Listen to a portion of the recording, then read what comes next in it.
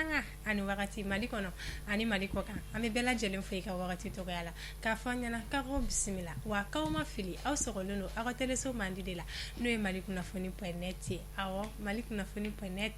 kɛrɛnkɛrɛnnenya la aw ka jamukan mandi kɛnɛ kan n'o ye an ka yɛlɛ jamukan min bɛ yɛlɛ ani nisɔndiya o promesse ta aw ye chaque lundi à partir de 18h sur mali kunnafoni.net minnu ma abonné aw ka abonné aw ka commentaire baden b'a kɛ walasa aw kana se k'an ka vidéo nataw louper cogo si la ayiwa an filɛlibagaw an tɛna kuma janya aw ka nisɔndiya kama bi an ka wele sera an ka belebeleba fila wɛrɛ ma bamananw ka kuma de don ko mɔgɔ ka ɲi yɛrɛ de la an b'an ka ɲininkaliw tɛngu la pour que aw ni ne an bɛɛ bɛ se ka faamuyali sɔrɔ cogo min na n balimakɛ Ɲankuma n ba n ce ne ba sigi tɔgɔ ni jamu fɔ an filɛlibagaw ye bon ne tɔgɔ Sunkalo Sisoko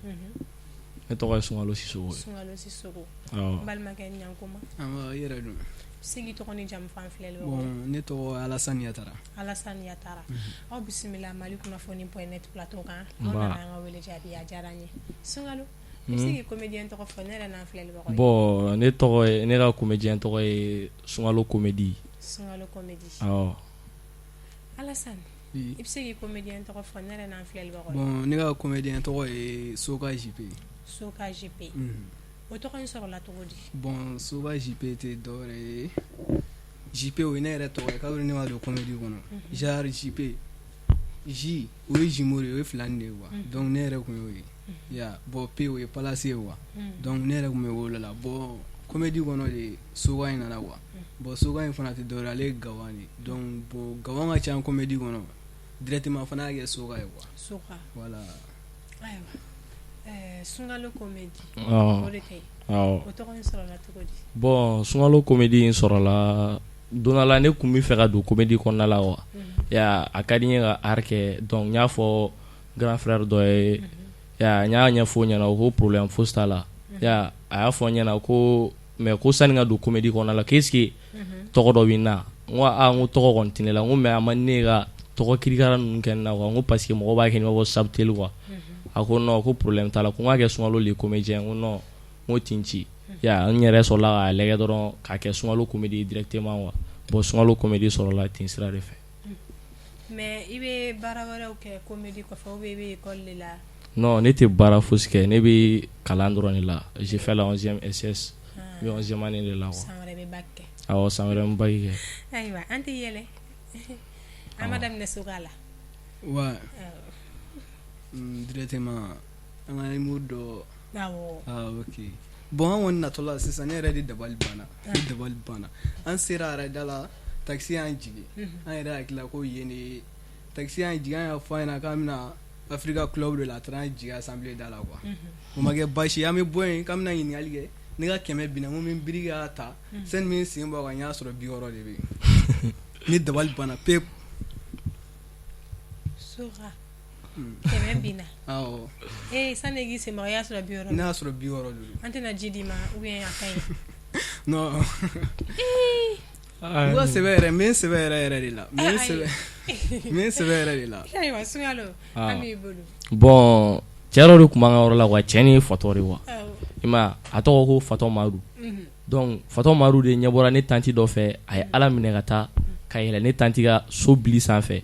bɛɛ bɛ k'a deli ko a tɛ jigin bɛɛ bɛ k'a fɔ ko Fatɔ Madu jigi Ala kama sa jigi i b'i yɛrɛ bana a yɛrɛ tɛ ka jɔrɔ a yɛrɛ la a tilala ka siran quoi donc an fɛnɛ ma foyi fɔ an taara Fatɔ Saka wele ka na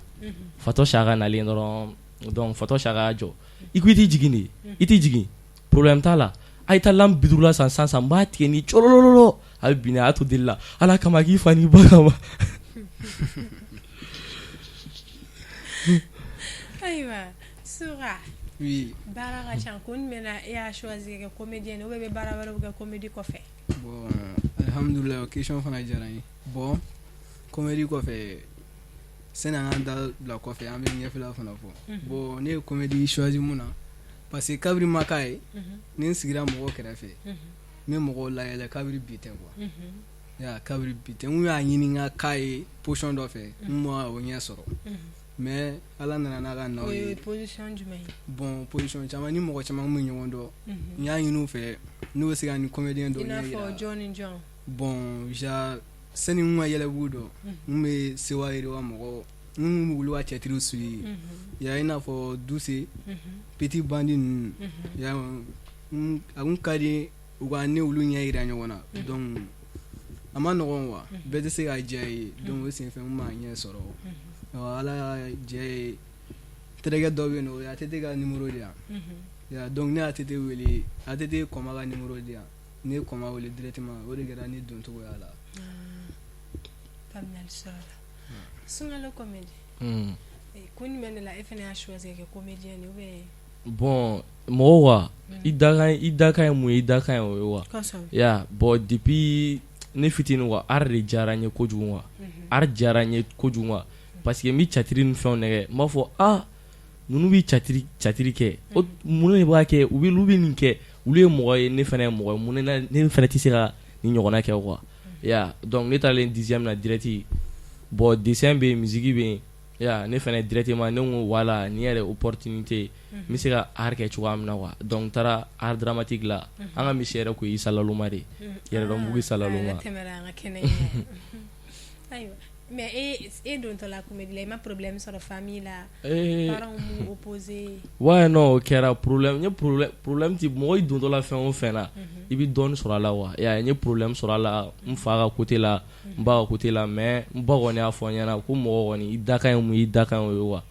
k'ale kɔni b'a ɲini ne o de ka di n ye ko n k'a kɛ problème t'a la bon n fa kun t'a kalama n kun y'a dogo a la donc n to k'a kɛ dɔɔnin ya yɛrɛ nana donc comme ne bɛ comédien wele mɔgɔ bɛ n'an fɛ yen wa ya donc ni mɔgɔ nana a yɛrɛ mana jama ye a b'a fɔ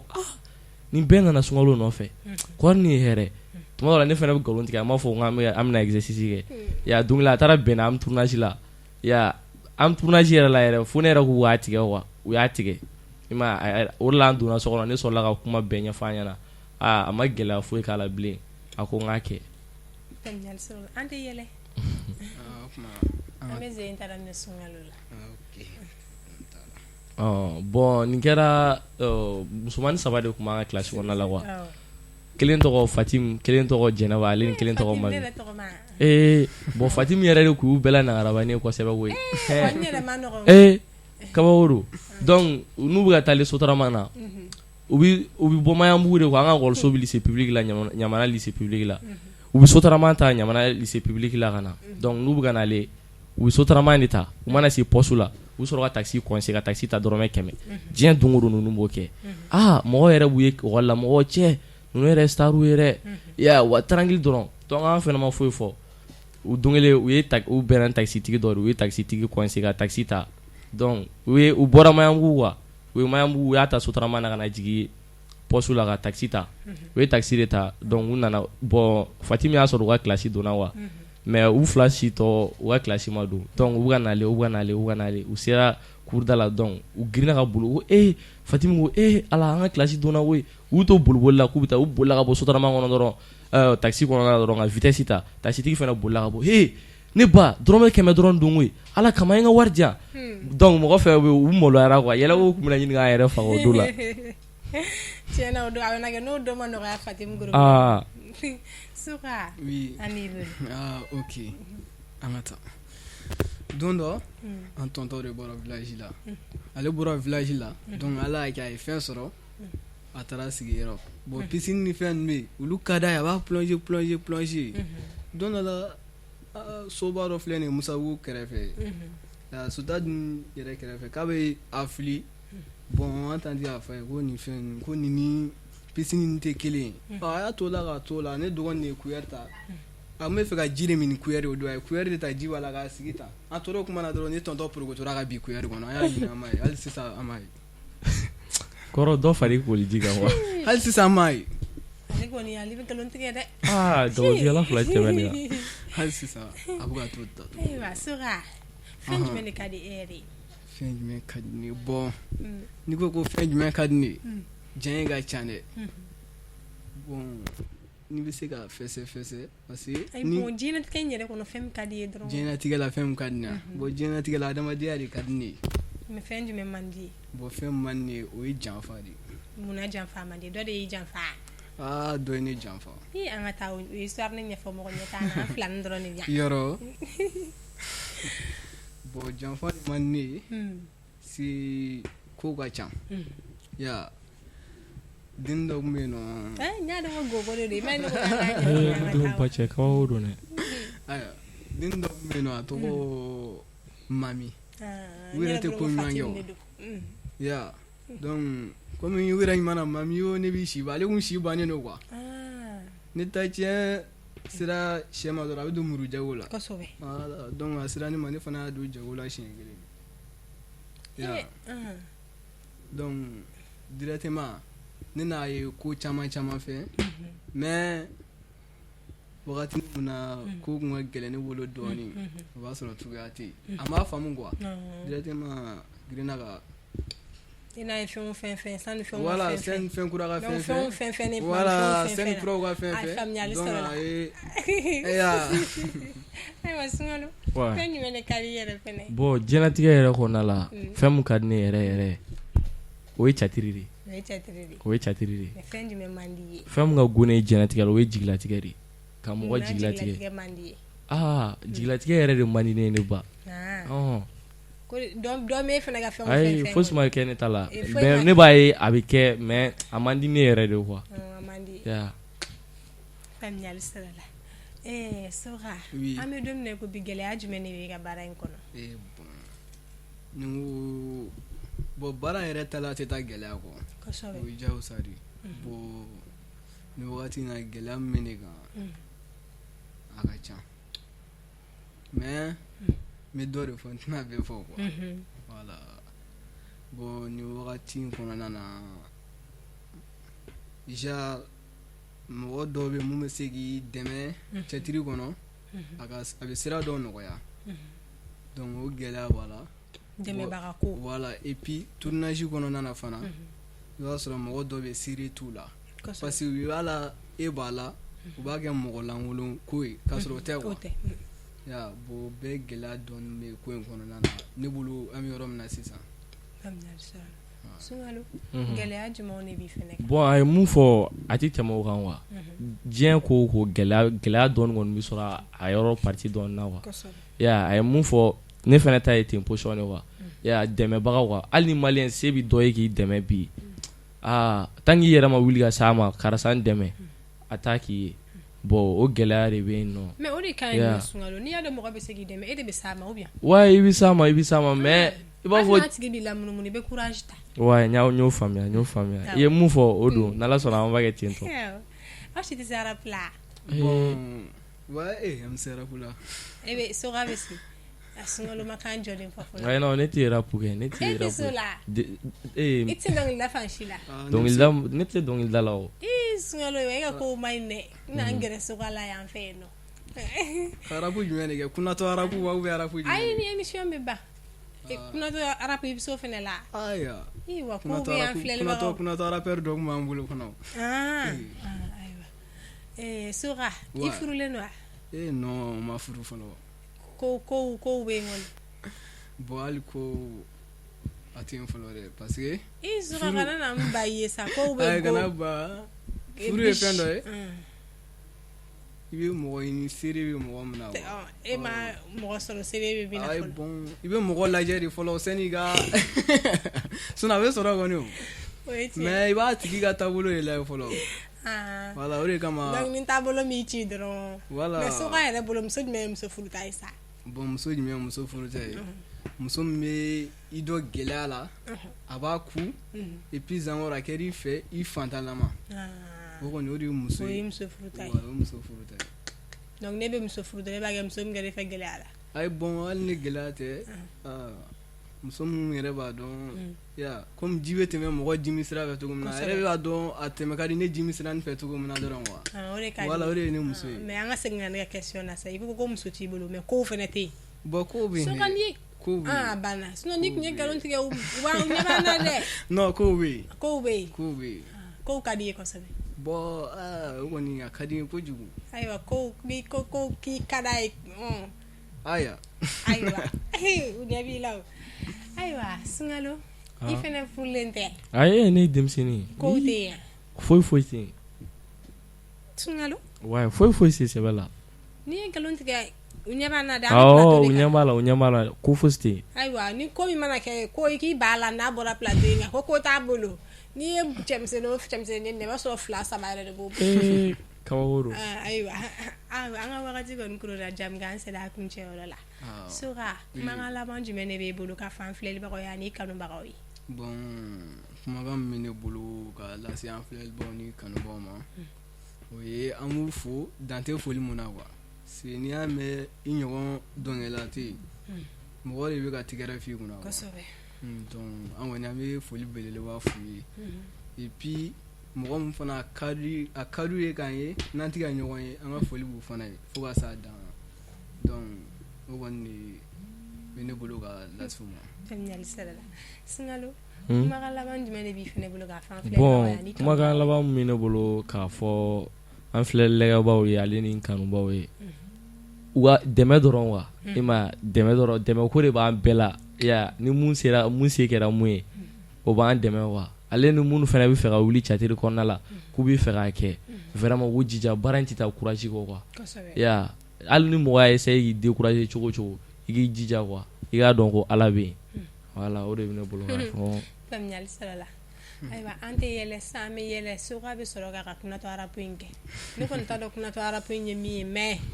kow bɛ yen Sunkalo an b'i bolo bon nin kɛra i b'a kalama Lafiyabugu cɛ Lafiyabugu musokɔrɔba ninnu wariko b'u la dɛ bon kabako don donc ne mamuso de filɛ tellement que wariko bɛ ne mamuso la ne mamuso ma don kelen ne mamuso ye sotarama de ta donc a bɛ ka taale moto ninnu tala dɔrɔn dɛ fo fɔ walahi nin den ni si b'a tɛgɛ kɔnɔ moto ninnu tala min bɛ ka moto ninnu ta o b'a sɔrɔ ne mamuso bɛ sotarama kɔnɔ donc ne mamuso y'a to sotarama kɔnɔ mototigi bɛ ka taale dɔrɔn a ka 400 de bɔra a poche kɔnɔ ka taa nɔrɔ sotarama vitre la ko baw dɔrɔn a sinna ka jɔ parantikɛ ne bɛ jigin yan parantikɛ fɛnɛ y'ale ko ni ba cɛ i t'i jigin yan koyi min an bɛ taa de a sinna ko bon a goda an ka taa n'a ye tiɲɛna Lafiyabugu musokɔrɔbanin ninnu ma nɔgɔn Soka i b'a na yɛlɛ i bɛ sɔrɔ ka i ka kunatɔ arapo in kɛ basi tɛ bon ne mɔkɛ dɔ de bɛ yen k'a bɛ de Ala k'ale da ale ma deli ka sogo dun donc don dɔ ne mamuso de y'a nɛgɛ parce que a kɛra cogo cogo muso bɛ se cɛ la quoi kosɛbɛ a y'a nɛgɛ k'u ka taa restaurant na ja restaurant in fana tɛ dɔwɛrɛ ye o bɔbɔkɛ ka base de ye donc u sera yen ne mamuso ko plan kelen quoi ko bi kɔni warayi kɛn yɛrɛ de bɛ bi ta in na ne mɔkɛ m'o faamu dɛ a fɔra kɛn ale y'a miiri ka taa côté wɛrɛ fɛ quoi ale m'a miiri ni sogo ye donc sogo nana sigi wagati min na a ko non ko pɛtɛw ne mamuso ko walayi u wulila ka démarche kɛ caka u bɛ wuli ko kɛ ni m'i tigɛ don nin na bi ni ma don nin na bi walayi i b'i siyɔrɔ ɲini kɛra wagati min na ne mɔkɛ ma dun a y'a tigɛ don yɔrɔ min na ko warayi fɛn a kɛn ka ca dɛ. Ayiwa Soka i b'i ka kunatɔ arapo in kɛ an bɛ sɔrɔ ka bayi di ne ka téléspectateur ma ok problème t'a la bon rappeur dɔ de tun b'an ka yɔrɔ la a tɔgɔ de ko Soloni ya tɔgɔ de ko Soloni donc n'ale bɛ arapu kɛ kunatɔ de don quoi arapu ka di a tigɛ ni ninnu bɛ tanto ya bon a kelen ka son yɛrɛ fana bɛɛ son kelen de i b'a fɔ Gimba ka sabu ɲuman fɔli sen kelen dɔnkili sen kelen n bɛna wuli dɔrɔn toloni cari ka toti ta talantan o dɔrɔn nin y'a bannen ye a ka son daminɛ a laban a bɛɛ y'o ye tiɲɛna ale kan ka fo donc ni y'a faamu ni ye kunatɔ arapo in voilà ni ne ye kunatɔ arapo ye quoi mais comme ma bɛɛ ya bon a ka couple ninnu na a da ɲagaminen don n m'o faamu n y'a ka référé voilà nin référé de ye quoi ayiwa aw nana an ka wele jaabi a diyara an ye n'an bɛ sigi nin kɛnɛ in ɲɔgɔn wɛrɛ kan o ka sɔrɔ caman ba farala kow kan o ka sɔrɔ dɛmɛbagaw sɔrɔla o ka sɔrɔ succès sɔrɔla o ka sɔrɔ wariba sɔrɔla inchallah merci beaucoup ayiwa an filɛlibagaw nin tun bɛ dan sigi aw ka jamukan na ni masa aramani m'an ka jɔnya jɔ an na aw ni ne an na ɲɔgɔn sɔrɔ diɲɛ wagati wɛrɛ nin kɛnɛ kelen kan.